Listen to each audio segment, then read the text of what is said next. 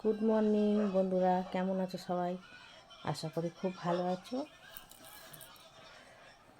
আর আমি তো ভালো আছি, কিন্তু এই গরমে যা গরম পড়েছে এখানে। আর এই যে ঘরটায় আমরা আছি, এই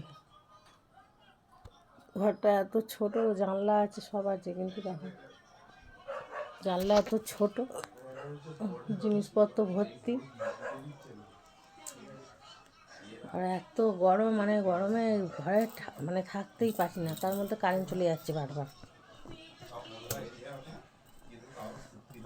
রাত্রিরে করে কারেন্ট চলে যাচ্ছে, রাত্রিরে ঘুমাতে পারি না।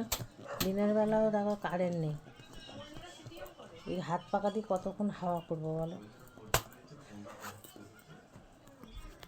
আমি সকালে উঠে স্নান টান হয়ে গেছে, পুজো হয়ে স্নান করেও আমি ঘেমে যাচ্ছি, এত মানে গরম হচ্ছে। তোমরা যেখানে থাকো সেখানে কীরকম গরম পড়েছে কমেন্ট করে জানিও। কলকাতায় তো আমার কলকাতায় বাড়ি। কলকাতায় এত গরম পড়ে, প্রত্যেক বছর পড়ে, এবার যেন মনে হচ্ছে এটা বেশি পড়েছে। সকাল থেকে গরম, মানে রাত্রির দিন মানে সব এক হয়ে গেছে মনে হচ্ছে। আগে তাও একটুখানি মানে দিনের বেলা গরম থাকলেও রাত্রিবেলা তাও একটু ঠান্ডা ঠান্ডা থাকতো। রাত্রিরেও ঠান্ডা নেই, বৃষ্টিও হয় না, সেই একটু করে মেঘলা করে, মানে মেঘলা করে এমন মনে হয় যেন এই বৃষ্টি আসবে, বৃষ্টি তো আসে না। আর তার পর দিন মানে এত গরম দেবে।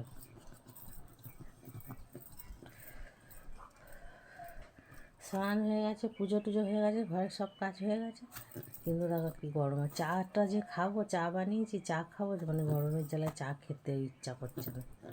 আর চা না খেলে মাথা যন্ত্রণা করবে, চা খেতেই হবে। কী করবো বলো, কী জ্বালা। তোমাদের কারণ চা না খেলে মাথা যন্ত্রণা করে? কমেন্ট করে জানো।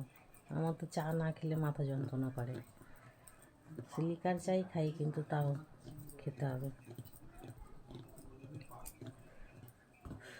আজকে মিস্ত্রিরা আসেনি, আজ কাজ হবে না, ওদের ভোট আছে, চলে গেছে ভোটের জন্য। কালকের থেকে কাজ, কালও হবে কিনা জানি না, যদি হয় তাহলে কালকে আবার তোমাদের আপডেট দেবো। এই গরমে বেশি বেশি করে জল খাও, লেবু শরবত খাও, গ্লুকন-ডি খাও।